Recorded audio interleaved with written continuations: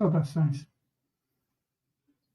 Nós vamos comentar sobre um artigo de Dylan Sullivan e Jason Heikel na revista World Development, publicado em janeiro de 2023. Na verdade, vamos fazer uma leitura. Os pontos principais são, primeiro, a noção comum de que a pobreza extrema é condição natural da humanidade e só declinou com a ascensão do capitalismo repousa em dados de renda que não capturam adequadamente o acesso a bens essenciais. Segundo, dados sobre salários reais sugerem que, historicamente, a pobreza extrema era incomum e surgiu principalmente durante o período de grave deslocamento social e econômico, particularmente sob o colonialismo, que é exatamente a primeira fase do capitalismo. Ponto 3. A ascensão do capitalismo a partir do longo século XVI está associada ao declínio dos salários abaixo da subsistência, uma deterioração na estatura humana e um aumento na mortalidade prematura, ou seja, está associado ao capitalismo. Verso 4. Em parte do sul da Ásia, África subsaariana e América Latina, os salários e a altura média das pessoas ainda não se recuperaram da exploração capitalista. Parte 5. Onde houve progresso e melhorias significativas no bem-estar humano começaram apenas por volta do século XX. Esses ganhos coincidem com a ascensão dos movimentos políticos anticoloniais e socialistas, ou, portanto, eles estão associados ao fato de que o capitalismo começou a ser enfrentado. Onde ele foi enfrentado, as condições de vida melhoraram. Perfeito? Então, vamos partir disso.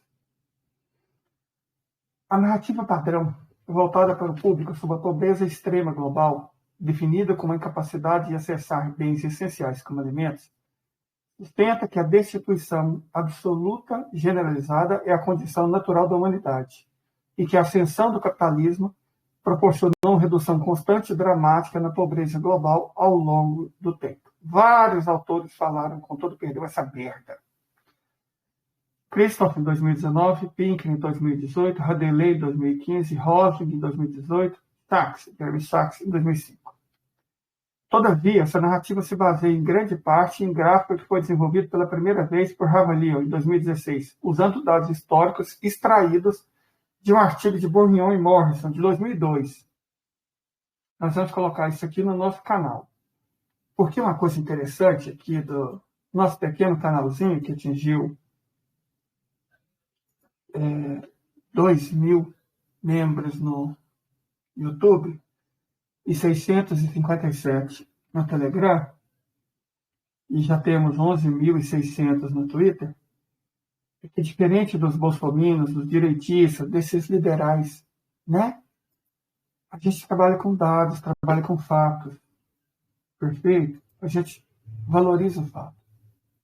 Certo? O fato é que esse gráfico que vocês estão vendo aí, se vocês olharem no nosso canal, que foi posteriormente atualizado e destacado por Steven Pinker, apresentou-se centralmente num livro famoso, Enlightenment Now, publicado em 2018. E desde então, ele tem se espalhado pelas redes sociais.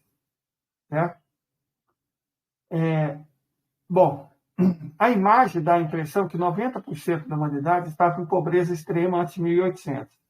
Ou seja, vivia com menos do que o equivalente a $1,90 por dia, o limite associado aos déficits extremos de calorias e nutrientes e a incapacidade de acesso aos bens básicos. De forma desonesta, Pinker usou esse gráfico para afirmar que o capitalismo industrial lançou a grande fuga da pobreza industrial no século XIX. Ele fala isso na página 367, discorre sobre o assunto entre as páginas 87 e 96. Hans Holleck e seus associados afirmaram que, abre aspas, a história humana começou com todos vivendo a extrema pobreza, em todo o mundo. As pessoas simplesmente não tinham comida suficiente. Bom, de acordo com Rosling, esse estado sombrio de coisas continuou por mais de 100.000 anos, até a Revolução Industrial. Em outras palavras, praticamente toda a humanidade, em toda a história, passou fome e miséria, em uma condição de perpétua crise humanitária até o século XIX, quando, graças à ascensão do capitalismo, segundo esse infeliz, a pobreza extrema finalmente começou a declinar. essa narrativa foi promovida com destaque por bilionários, como Bill Gates, bem como por veículos de direita, como o Instituto Cato, né? E a Fundação para a Educação Econômica. Essas afirmações parecem contradizer mais de um século de estudos críticos sobre o capitalismo e o bem-estar humano. Os estudos de Amin, em 1976, Frederici, em 2004, o famoso estudo Hitchcock e McClure, em 2021, o estudo de Rosa Luxemburgo, em 1903, o Capital, de Karl Marx, em 1867, e os estudos de Patnaik, em 2017, além de Wallerstein, em 1983. O gráfico de Harvey e Pinker sofre de vários problemas empíricos, ou seja, ele está mentindo. É por isso que a extrema-direita divulga, né?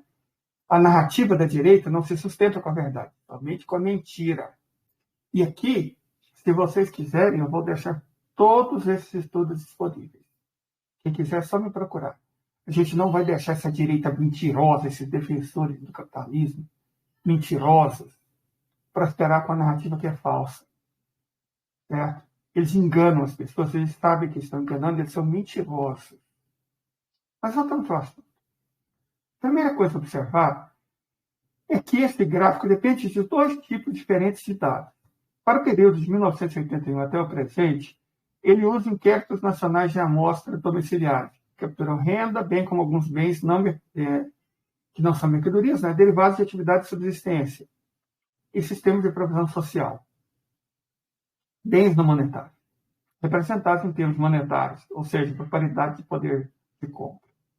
Mas para o período anterior a 1980, no entanto, e aí está a malandragem, o gráfico se baseia nas estimativas de Bourdieu e Morrison, feitas em 2012, que usam dados históricos do PIB nas estatísticas das contas nacionais de Madison, uma coisa que foi feita em 1995. E isso é muito problemático, porque o PIB não consegue contabilizar adequadamente as formas de abastecimento não baseadas em commodities, como a agricultura de subsistência. A soja é nomeada por isso. Mas o ora para novos, não. O milho é nomeado por isso, mas a rícma mexicana, não. Entenderam o problema? Então, a agricultura de subsistência, o forrageamento, o acesso a bens comuns públicos, é uma importante fonte de consumo para grande parte da população mundial, principalmente em períodos históricos pretéritos. É importante aqui que a gente apresente a discussão detalhada de contas nacionais históricas, descrevendo como os bens não commodities são normalmente tratados.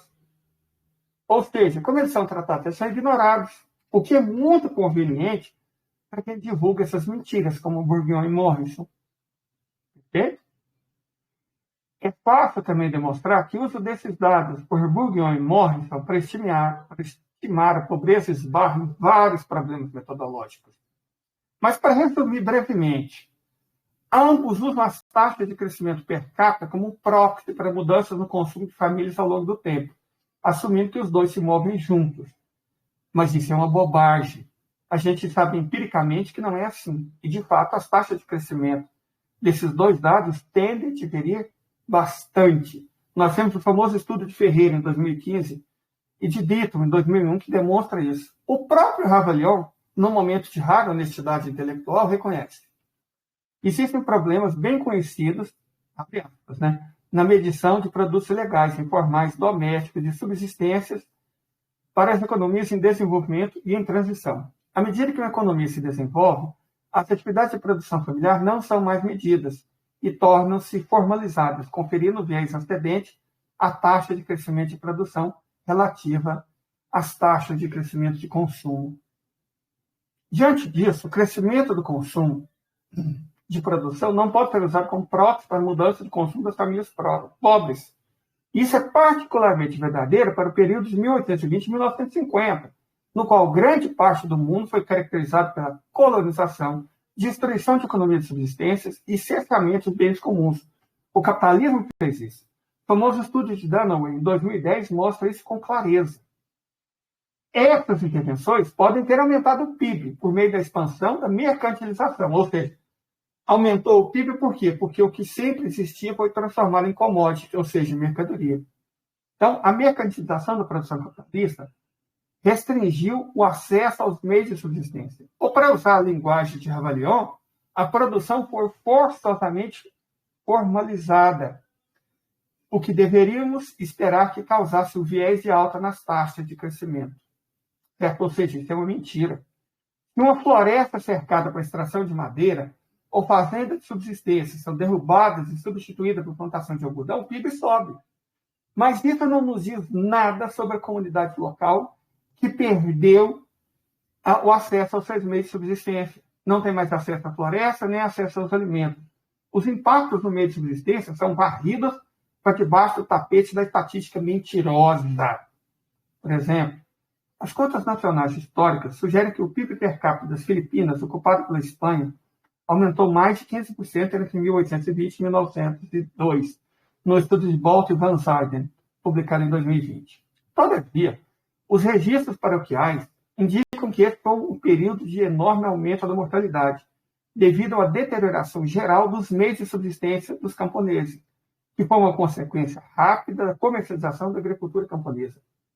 Então, não é que eles se tornaram mais ricos, na verdade, eles se tornaram mais pobres. E as estatísticas mentem, enganam e dão a impressão exatamente contrária. Smith, em 1978, demonstrou. Da mesma forma, o PIB per capita da Índia aumentou 27% de 1870 a 1921, conforme o estudo referido de Bolt e Van Zoden, de 2020. No entanto, durante esse período, a política colonial britânica induziu fomes em série que mataram dezenas de milhões de pessoas. A expectativa de vida diminuiu 20%. E houve uma deterioração brutal da saúde humana, sem precedentes ao longo da história de guerra e da invasão dos 5.000 anos do subcontinente.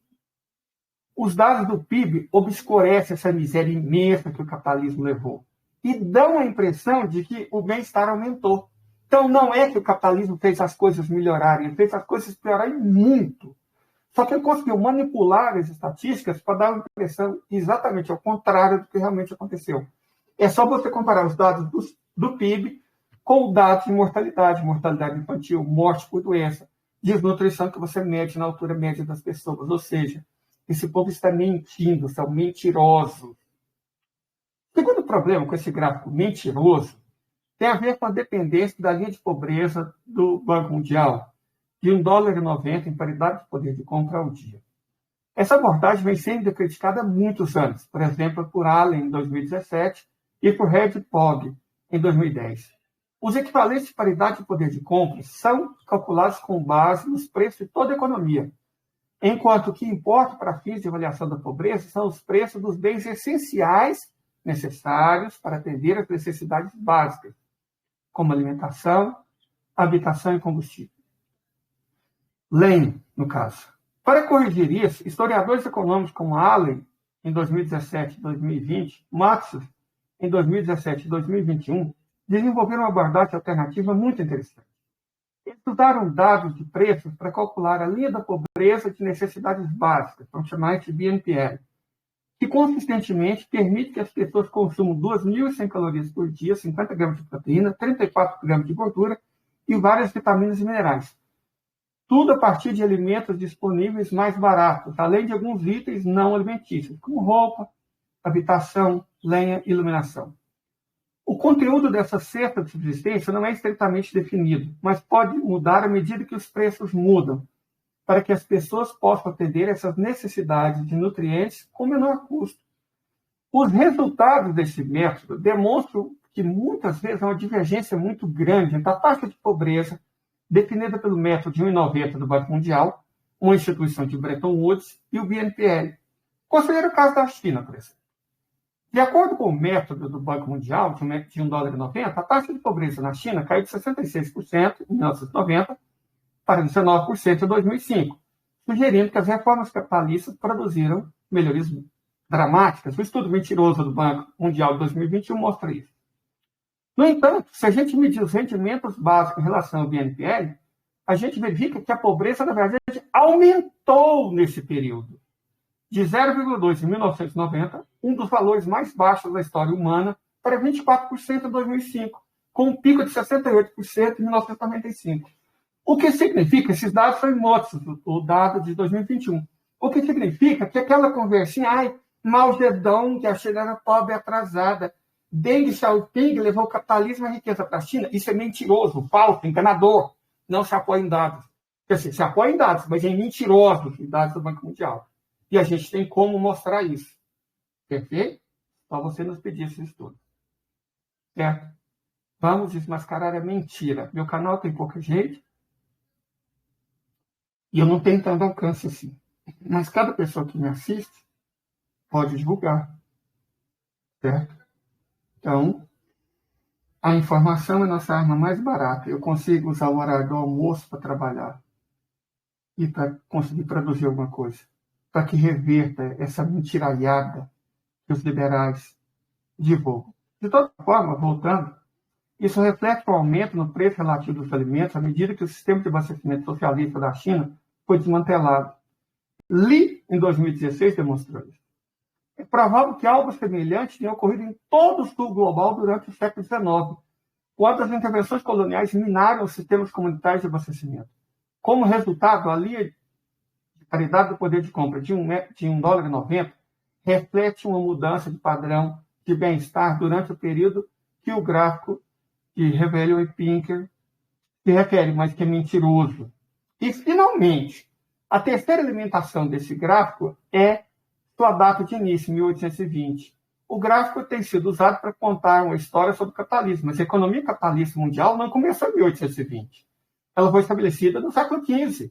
É aquilo que a gente disse. O capitalismo mundial, o Ocidente, essa ideia miserável, começa com a tomada de Ceuta pelos portugueses em 1405. Certo? Então, entre essa data e o início do século XVII, Fernando Brodel está falando isso. Pelo amor de Deus, Friedrich também está falando, Frank, em 1978, Moore, em 2003, o estudo famoso de Wallerstein, em 1974, fala isso.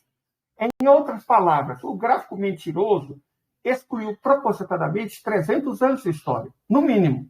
Nesse período, o crescimento econômico da Europa Ocidental dependeu de processos de desapropriação que causaram enormes deslocamentos sociais, como os cercamentos, a escravização em massa dos africanos, a colonização das Américas, o roubo da Índia. O gráfico mentiroso exclui essa história e dá a impressão de pobreza do século em 1820 como condição primordial, enquanto a pobreza, além de ser subestimada por dados mentirosos, foi causada exatamente pelo capitalismo de 400 anos antes. Mesmo o método desses dois infelizes provavelmente sugeriria que a pobreza aumentou na periferia durante os primeiros séculos do capitalismo. Entre 1600 e 1820, o PIB per capita caiu 21% na Polônia e 26% na Índia. De 1700 a 1820, China, Peru, África do Sul e México viram suas rendas caírem entre 30% e 56%. Certo? A China e a Índia não retornaram ao seu pico anterior até os anos de 1960 e 1970. Eles levaram 150 anos para se recuperar do capitalismo. Como observamos acima, os dados do PIB não podem ser usados para avaliar as tendências de pobreza, mas se pudessem ser usados dessa forma, iniciar a análise de 1820 seria mentiroso, falso e enganador, porque omitiria no mínimo 3 séculos de evidência, produzindo uma representação parcial e enganosa das tendências históricas do bem-estar humano sobre o capitalismo. Allen apresentou as estimativas alternativas de pobreza histórica projetadas para evitar algum desses problemas, dessas mentiras. Allen usou registros históricos de preços e tabelas sociais para estimar a parcela da população que vive abaixo do BNPL em 3 regiões, Inglaterra, Estados Unidos e Índia. Suas conclusões diferem marcadamente da narrativa liberal padrão. De acordo com ele, mesmo no auge do feudalismo em 1290, a pobreza extrema na Inglaterra não ultrapassava 20% a 30%. Na época da Revolução Gloriosa, de 1688, a taxa de pobreza extrema era de 5% a 10% no máximo, e no século XIX ela havia sido eliminada. Em outras palavras, a Inglaterra nunca, jamais experimentou alguma coisa parecida com a extrema pobreza universal. Para os Estados Unidos, não há indício de pobreza extrema em nenhum momento do século XIX. Isso inclui, em particular, as pessoas escravizadas, que acabaram tendo nível de consumo material um pouco acima da linha de pobreza. Claro, isso não quer dizer que os norte-americanos não fossem pobres, mas quer dizer que muito poucos viviam sem acesso a alimentos básicos, combustível e moradia.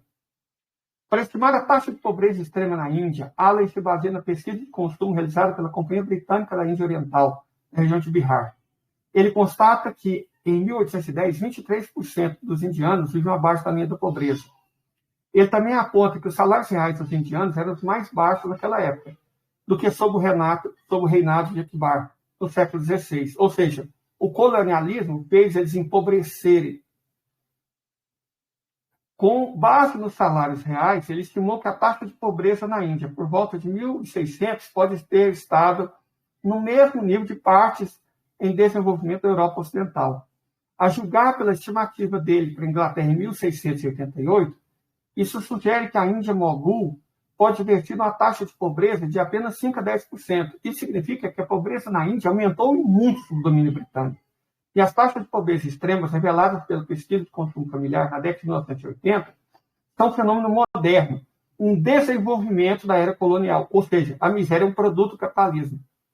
Muitos fatores podem ter estado envolvidos, mas o imperialismo e a globalização devem ter desempenhado os papéis principais.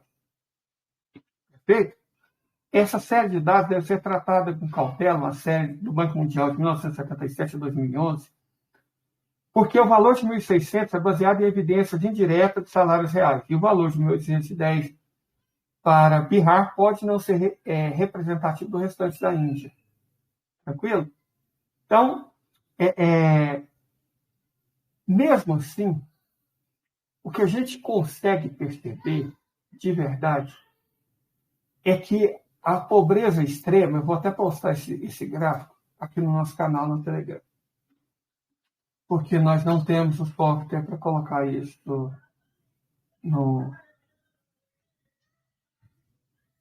na apresentação. Nós somos pobres, eu não sei se isso é evidente. Eu vejo meus colegas blogueirinhos que vivem em grandes casas, têm grandes meios, mas eu vivo num barraco de 4 cômodos, na periferia de uma cidade pequena do interior de Goiás. E tudo que eu tenho aqui, headphone, a mesa, o computador, a aparelhagem de som, eu ganhei das pessoas inscritas no canal. Então, nós não temos ainda, talvez um dia, as condições tecnológicas de fazer aquelas coisas muito bonitas, né? Que você vai mostrando e as pessoas vão vendo, você vai apontando o dedo. Nós não podemos fazer isso. Mas a gente disponibiliza como a gente pode, que é no nosso canal no Telegram. De toda forma, fica óbvio que a pobreza na Índia aumentou enormemente depois da implantação do capitalismo na Índia e só diminuiu depois do fim do colonialismo. Se a gente considerar todas essas questões, fica claro que a narrativa liberal padrão sobre a história da pobreza extrema tem que ser reavaliada. Certo? E a gente vai fazer isso num próximo vídeo, a gente vai produzir mais vídeos sobre isso. A gente vai falar isso sobre a Europa, a América Latina, a África Subsaariana, a Índia e a China, a partir do século XVI. Esse é só o primeiro vídeo introdutório. A gente vai partir de algumas considerações que vão nos permitir concluir 3 coisas. Primeiro, é improvável que 90% da população global vivesse em extrema pobreza antes da ascensão do capitalismo. Historicamente, trabalhadores urbanos não qualificados em todas as regiões tendiam a receber salários altos o suficiente para sustentar uma família de 4 pessoas acima da linha da pobreza, trabalhando 250 dias por ano. A pobreza extrema surgiu predominantemente em áreas de graves problemas sociais e econômicos, com fome, guerra e expropriação institucionalizada, ou seja, capitalismo, particularmente sob o colonialismo, ou seja, capitalismo. Em vez de ser uma condição natural da humanidade, a pobreza extrema é um sintoma de deslocamento social. É importante enfatizar que os dados aqui se concentram na pobreza extrema, conforme definido em literatura relevante, e não em limite de consumo mais alto necessário para se alcançar uma vida decente. Esse conceito imbecil.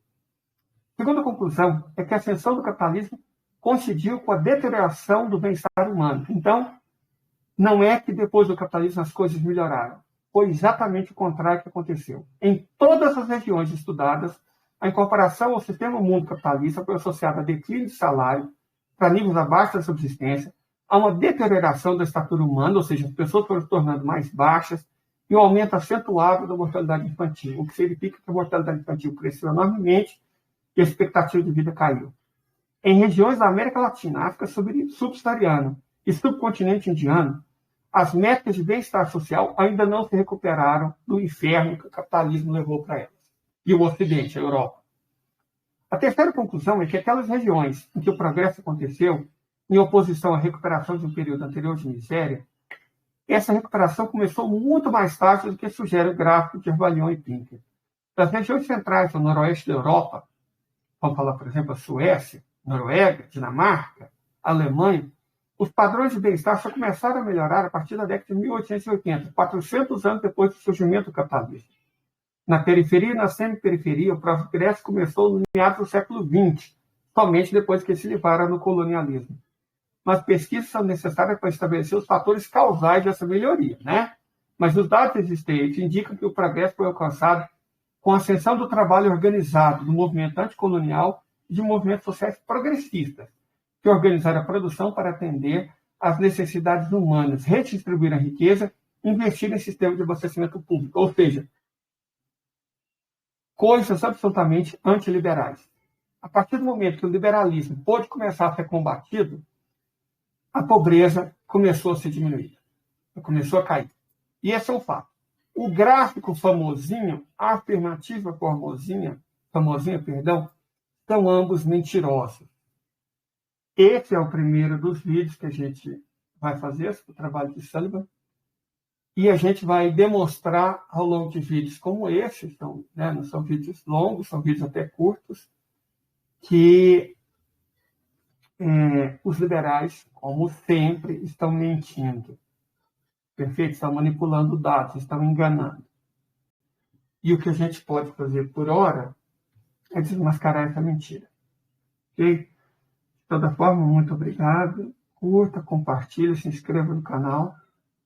E, claro, né, se você pertencer a uma classe melhorzinha do que a minha, por exemplo, e quiser colaborar com o Pix, a gente ajuda, porque nosso sonho é viver de desmascarar esse tipo de gente. Ok? Muito obrigado. Até a próxima, se Deus quiser.